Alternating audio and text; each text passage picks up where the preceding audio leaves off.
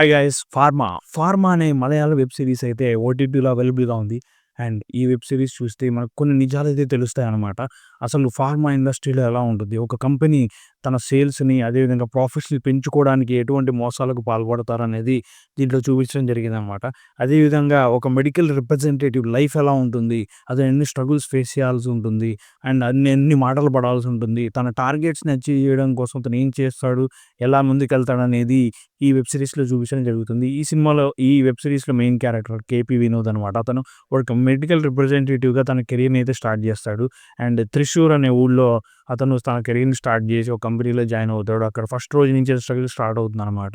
So, అతను ఒక medicine కంపెనీలో చేస్తున్నప్పుడు అతనికి సేల్స్ అయితే జరుగుతూ ఉండవు.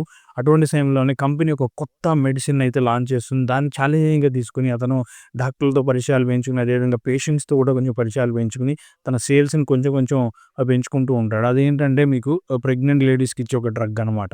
సో, దాన్ని అమ్మి అతను చాలా మంచి పొజిషన్‌కైతే చేరుకుంటాడు. అండ్ దీంట్లో 3 టైమ్ లైన్స్ ఉన్నాయన్నమాట. 2018 అండ్ 2026 అని. అదే విధంగా ఒక ఆర్గనైజేషన్ అయితే సోషల్ వెల్ఫేర్ ఆర్గనైజేషన్ ఈ ఫార్మా ఇండస్ట్రీలో జరుగుతున్న మోసాల గురించి బయటపడడానికి పోరాటం అయితే చేస్తూ ఉంటుంది.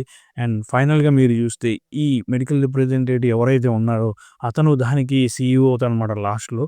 బట్ అసలు దాంట్లో అతను ఎందుకు జాయిన్ అవ్వాల్సొచ్చింది? అతను ఆ కంపెనీలో జరిగే మోసాన్ని ఎలా బయటపెట్టాడు? ఆ మెడికల్ కంపెనీలో రిప్రజెంటేటివ్‌గా ఉంటూనే అతను ఆ కంపెనీ యొక్క మోసాన్ని ఎలా బయటపెట్టాడు? చివరికి ఏమైంది? అని చూపించడం జరిగిందనమాట. ఓవరాల్‌గా చూస్తే వెబ్ సిరీస్ చాలా మెసేజ్ ఓరియెంటెడ్ అదేవిధంగా ఎంతో ఇంట్రెస్ట్‌గా క్రియేట్ చేశారనమాట. ఈవెన్ డాక్టర్స్‌కి లైఫ్ అనేది వాళ్ళు ఎంత స్ట్రగుల్ అవుతూ ఉంటారో, అదేవిధంగా ఏంటంటే వాళ్ళు ఎంత హార్డ్ వర్క్ చేస్తూ ఉంటారనేది కూడా దీంట్లో చూపించడం జరిగింది. నాకైతే స్టోరీ బాగా నచ్చింది. అండ్ యాక్టింగ్ గూడా చాలా బావుందండి మెయిన్ క్యారెక్టర్స్. సో, కంపెనీ వాళ్ళు తమ ఒక కంపెనీ పరువుని కాపాడుకోవడానికి ఎంతమందినైతే చంపుతారు, అదేవిధంగా ఎటువంటి మోసాలు చేస్తారనేది కూడా దీంట్లో చూపించడం జరిగింది. చివరికి ఏమైంది? కంపెనీ గెలిచిందా? లేదా ఆ సోషల్ వెల్ఫేర్ ఆర్గనైజేషన్ గెలిచిందా? అనేదైతే మీరు చూడాలన్నమాట ఈ వెబ్ సిరీస్‌లో. ఇది ఒక మంచి వెబ్ సిరీస్. ప్రతి ఒక్కరు చూడాల్సిందే ఇటువంటిది. ఒక అవేర్‌నెస్ కోసం అయితే తీసిందనమాట. నాకైతే బాగా నచ్చింది. మీరు గనుక ఈ వెబ్ సిరీస్‌ని చూసి మీకెలా అనిపించిందని కామెంట్ రూపంలో తెలియజేయండి. అదేవిధంగా నా ఛానల్ ఫస్ట్ టైమ్ సబ్స్క్రైబ్ చేసుకొని మరొక వీడియోలో మళ్ళీ కలుద్దాం. Thank you so much.